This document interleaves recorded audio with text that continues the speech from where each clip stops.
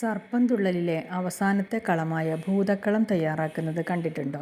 വളരെ സൂക്ഷ്മതയോടെ വളരെ മനോഹരമായ ഈ കളം ഇവരെങ്ങനെയാണ് തയ്യാറാക്കുന്നതെന്ന് നമുക്കൊന്ന് നോക്കാം.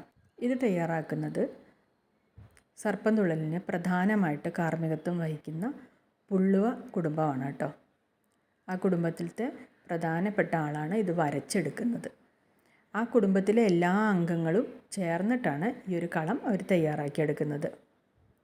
പ്രധാനപ്പെട്ട പുള്ളുവനുണ്ട്, അദ്ദേഹത്തിൻ്റെ ഭാര്യയുണ്ട്, അദ്ദേഹത്തിൻ്റെ മക്കളുണ്ട്, പിന്നെ സഹായിയായിട്ട് വേറൊരാളും കൂടി ഉണ്ട്. അവരെല്ലാവരും ചേർന്ന് ആദ്യം ഈ കളം വരച്ചെടുക്കും. പിന്നീട് അതിൽ പൊടികളൊക്കെ ഇട്ട് ആ കളം വളരെ മനോഹരമായി ജീവനുള്ളതുപോലെ നമുക്ക് തോന്നും. അങ്ങനെ വളരെ ഭംഗിയായിട്ടാണ് അവർ ഈ കളം തയ്യാറാക്കിയെടുക്കുന്നത്. അതിലെ ഓരോ ചെറിയ ചെറിയ കാര്യങ്ങൾ പോലും വളരെ സൂക്ഷ്മതയോട് കൂടിയിട്ടാണ് അവർ ചെയ്യുന്നത്. ഈ കളം വരയ്ക്കുന്നത് വളരെ ബുദ്ധിമുട്ടുള്ള പണിയാണ്. ഏകദേശം 1 മണിക്കൂറിലധികം സമയമെടുത്തിട്ടുണ്ട് അവർ ഈ കളം ഒന്ന് തയ്യാറാക്കിയെടുക്കാൻ കേട്ടോ. പ്രകൃതിദത്തമായ വർണ്ണപ്പൊടികൾ കൊണ്ടാണ് ഈ കളം ഇവർ തയ്യാറാക്കിയെടുക്കുന്നത്. അപ്പോൾ എങ്ങനെയുണ്ട്? നാഗത്താന്മാരുടെ സമ്പത്ത് കാത്തു സൂക്ഷിക്കുന്ന നാഗഭൂതത്താൻ്റെ കളം ഇഷ്ടമായോ? ഈ കളം ഇഷ്ടമായെങ്കിൽ സപ്പോർട്ട് ചെയ്യാൻ മറക്കരുത്.